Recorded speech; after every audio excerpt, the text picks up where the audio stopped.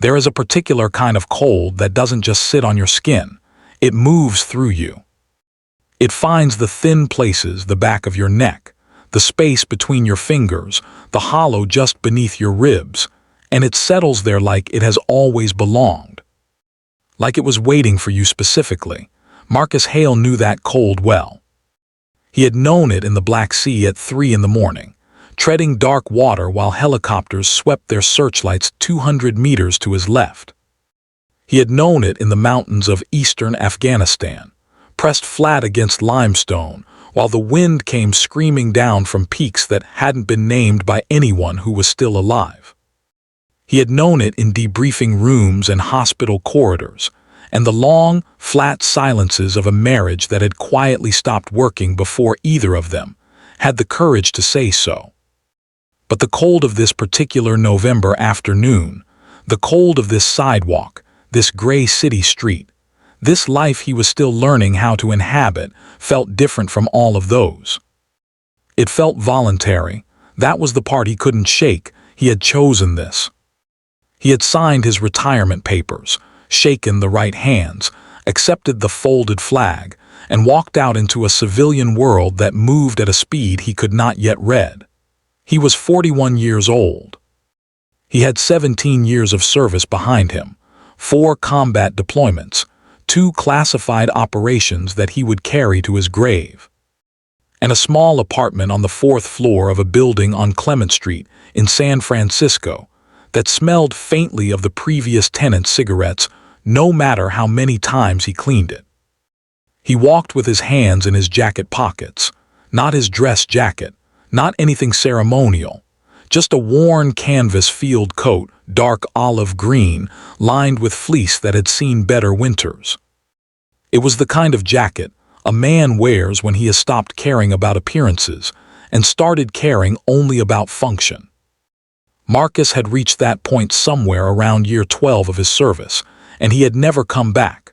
The street was busy in that muted, gray sky way of late autumn afternoons.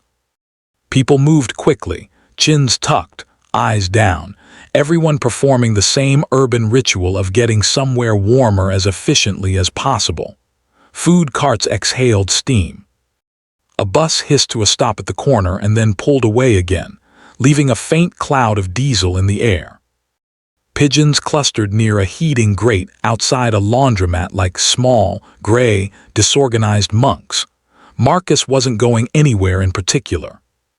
That was the honest truth of it, and it was a truth that still unsettled him every single day. For nearly 2 decades, every movement he made had purpose, direction, a mission objective. Even rest had been tactical. Sleep when you can, eat when you can. Every pause in movement was a preparation for the next movement. Now he walked because walking was something to do.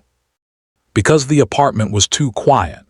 Because silence, he had discovered, was a much more dangerous enemy than anything he had faced overseas. He turned down a side street, narrower than the main road, less trafficked. The buildings here were older, their facades dark with moisture, fire escapes climbing the brick faces like iron veins. A restaurant was shutting down for the afternoon break, a woman in a white apron dragging a produce crate back inside. The smell of garlic and something sweet and anise-like drifted out and disappeared. Marcus almost didn't see her. She was tucked against the base of a building, between a recycling bin and a utility pipe that ran up the wall, seated with her knees pulled to her chest. She couldn't have been older than 7. Maybe 8. Her jacket, if you could call it that, was a thin cotton thing, pale purple, the kind of color that had probably been cheerful in a different season. Now it was soaked through at the shoulders. The rain had stopped 2 hours ago, but the cold had not, and the jacket was doing essentially nothing. She wasn't crying. That was the first thing Marcus noticed. Kids who are truly, deeply cold don't always cry. Sometimes they go quiet in a way that is much more alarming than tears. Her arms were wrapped around something pressed against her chest, and it took him a moment to understand what it was. A puppy, small enough to fit in both of her small hands. Brown and white, with the oversized paws of something that would grow into a much larger animal. It was shivering in a way that looked mechanical, like a small, relentless tremor it had no control over. The girl had her chin resting on top of its head, and she was looking at the ground in front of her, with an expression that Marcus recognized immediately. He had seen that expression on the faces of soldiers who had been awake for 48 hours and were no longer angry or afraid. They were simply enduring, moment by moment, breath by breath.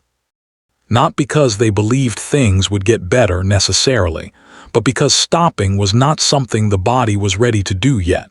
He stopped walking. He stood there for a moment, and he ran the quick, habitual calculation that had never fully left him. Assess the situation, identify the variables.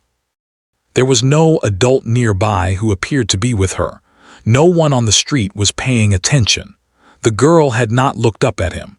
He crouched down so that he was at her level. He didn't move any closer. He had spent enough time in enough difficult places to know that the first rule of approaching someone who is frightened or exhausted is to reduce your size.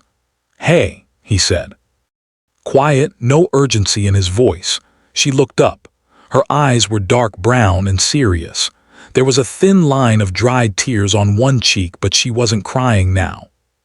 "Are you waiting for someone?" he asked. She considered this question with the gravity of someone much older. Then she shook her head.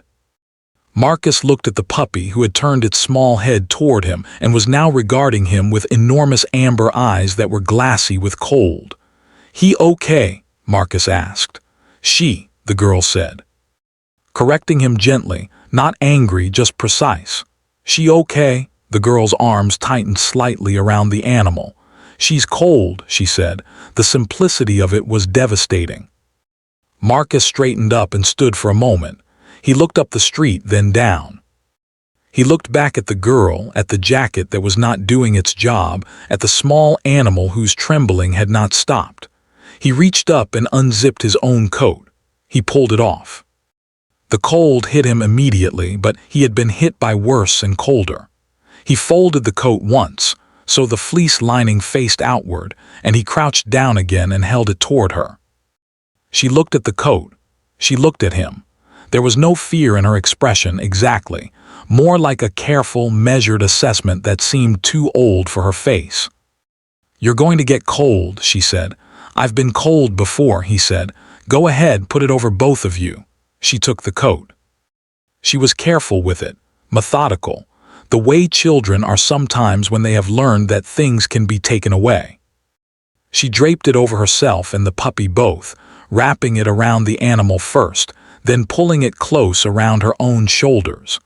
Almost immediately, the puppy's shivering began to ease. The girl watched this happen with an expression of such quiet relief that Marcus had to look away for a moment. He sat down on the pavement beside her, not close enough to crowd her. Just close enough to make clear he wasn't leaving. The street was quiet for a while. A gust of wind moved through and lifted a few dead leaves from the gutter and carried them against the building opposite. Somewhere a few blocks away, a cable car bell rang twice.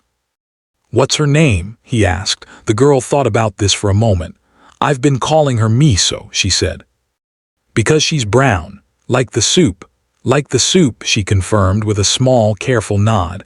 Marcus almost smiled. He pressed it down, not because it wasn't genuine, but because smiling too quickly in front of someone who was still deciding whether to trust you could sometimes feel like pressure. "I'm Marcus," he said. She looked at him for a moment. "Clara," she said. "Clara," he repeated, not to confirm it really. Just because saying a person's name out loud is sometimes a way of acknowledging that they are real and that they matter. He didn't ask where her parents were. Not yet. He asked instead about Miso, how long she'd had her, where she found her. And Clara, slowly, in the way that children speak when they are warming up to something, began to answer. Miso had appeared behind the bodega on Argello 3 days ago. Clara had been feeding her pieces of a granola bar every day on her way home from school. Yesterday it had rained and she'd found the puppy huddled under a dumpster, and she hadn't been able to leave her there. She had brought the puppy out of the rain. She had been sitting here in this alcove for 2 hours. Marcus listened to all of this. He didn't interrupt. He let the full shape of what she was telling him settle into the air between them before he spoke. "Is your mom or dad going to come looking for you?" he asked finally. Clara was quiet for a long moment. She stroked the top of Miso's head with 2 careful fingers. "My grandma," she said. "My mom is—" She paused. The pause was very long. "She's in the hospital. She's been there for a while." The weight of that sentence sat in the cold air like something physical. "Your grandma knows where you are." Clara's expression shifted slightly, just slightly. "She thinks I'm at my friend Amara's," she said quietly. Marcus nodded once. He didn't scold. He didn't lecture. He was aware that this child had not been acting out of carelessness. She had been trying to save something. That was not a thing you lectured a child for. "Okay," he said. "Here's what we're going to do. I'm going to sit with you for a few more minutes, and then I'm going to help you figure out how to get home, and we're going to make sure Miso is safe. Is that all right with you?" Clara looked at him with that measuring expression again. She looked at his face for a long time. Whatever she was looking for, something in his eyes, something in the steadiness of his voice, she seemed to find it. She nodded. They sat together in the cold alcove, as the afternoon light continued its slow, gray slide toward evening. Marcus sat with his forearms on his knees and his back against the brick wall, and he felt the cold working its way through his flannel shirt, and he did not mind it. He had sat in worse places. He had sat in the dark, and the wet with worse to think about.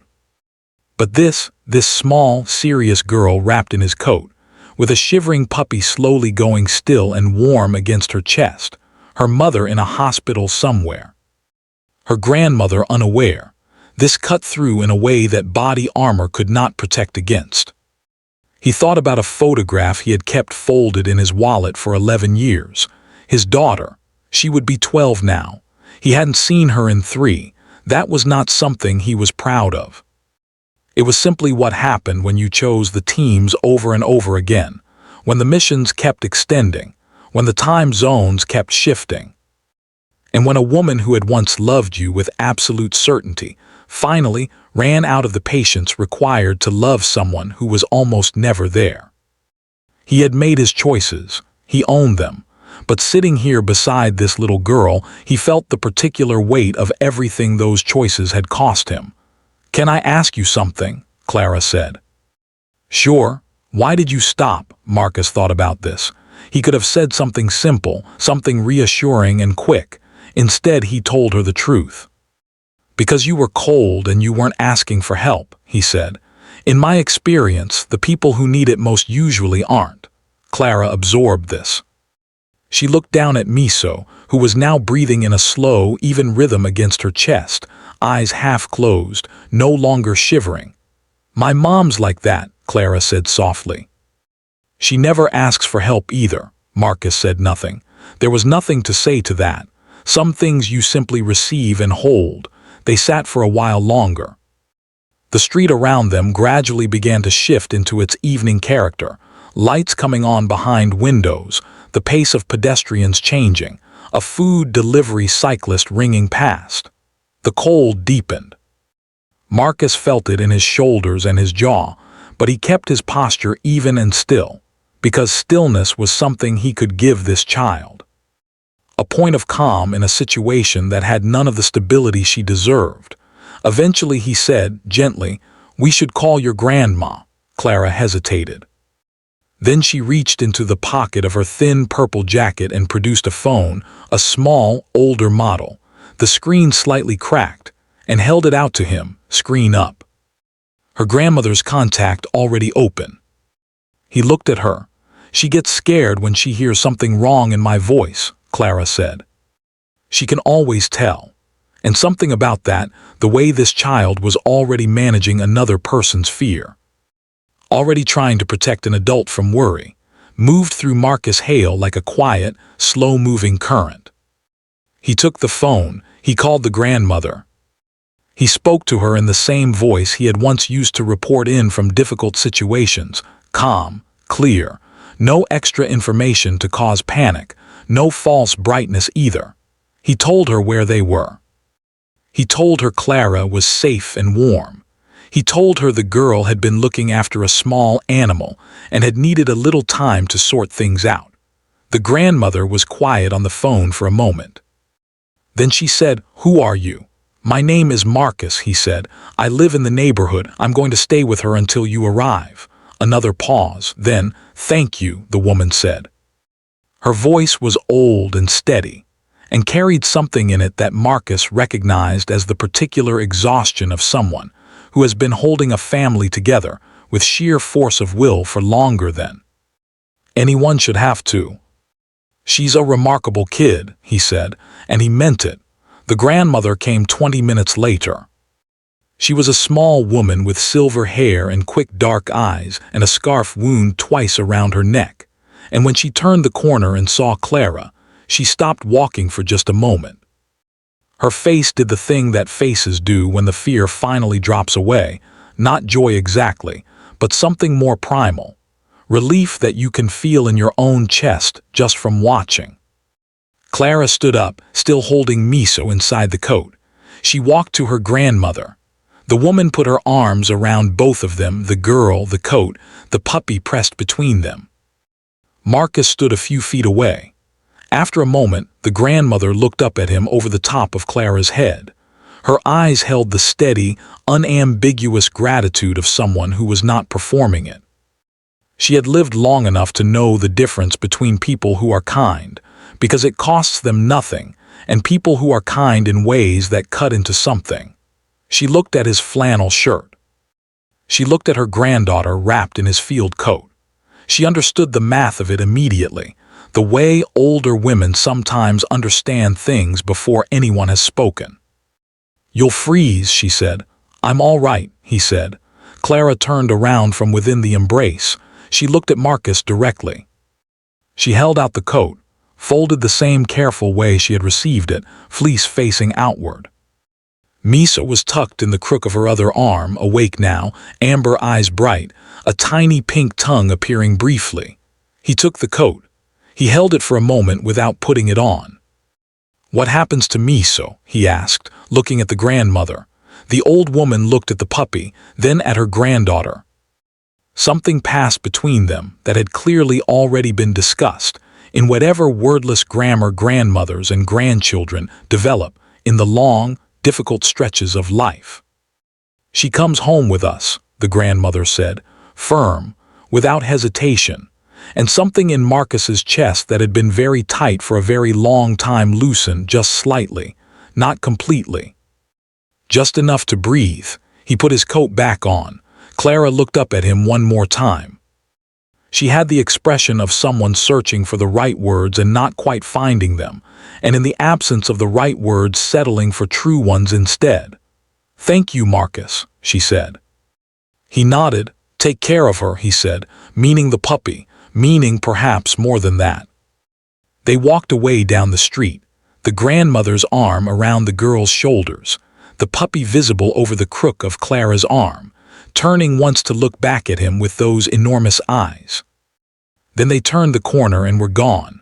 Marcus stood on the quiet street. The cold was full and thorough now, the kind that comes when the light starts to leave. He zipped his coat up to the collar. He stood there for a long moment, not going anywhere, not needing to. He thought about his daughter. He thought about the photograph in his wallet. He thought about the calls he had not made, and the visits he had not taken, and the years that had moved past with the indifference that time always has for regret. He thought about a little girl who had sat in the cold for 2 hours to protect something small and shivering, who had never asked a single passing adult for help, who had simply held on and endured and hoped, the way children do when they have learned that the world does not always come to you, but who had still, when someone finally crouched down to her level, looked him in the face and told him her name. There is a particular kind of courage that is not loud. It does not announce itself. It does not wear a uniform or carry a commendation or stand at attention. It sits against a cold brick wall in a purple jacket that is not warm enough, and it holds something fragile close, and it waits. Marcus Hale had been given citations for courage. He had been given the kind of recognition that very few people in the world ever receive, for actions taken in darkness and water and chaos, for the kind of bravery that is trained and tested and forged. But standing on that street in that cold, he thought that maybe the most honest act of courage he had witnessed in a very long time had been performed by a 7-year-old girl who simply refused to leave a shivering animal alone in the cold. He finally started walking, not aimlessly, not with that hollow, destination-less drift that had carried him through the last several months. He walked with somewhere to be. He was going to find his daughter's phone number. He was going to sit down and he was going to call her. He did not know what she would say. He did not know if she would answer. He did not know what version of himself he would be able to explain to a 12-year-old girl who had grown up mostly without him. But he would show up, at her level, without the armor, without the distance. He would tell her his name, and he would hope that she would tell him hers. Some lessons cost nothing and change everything. Some of them are taught by small hands and cold mornings, and the particular, world-altering grace of a child who decides, without being asked, to protect something that cannot protect itself. Marcus Hale walked into the evening, his coat zipped up, his jaw set, his eyes forward. The city moved around him, indifferent and loud and perpetually rushing toward somewhere else. He was not rushing. For the first time in a very long time, he knew exactly where he was going.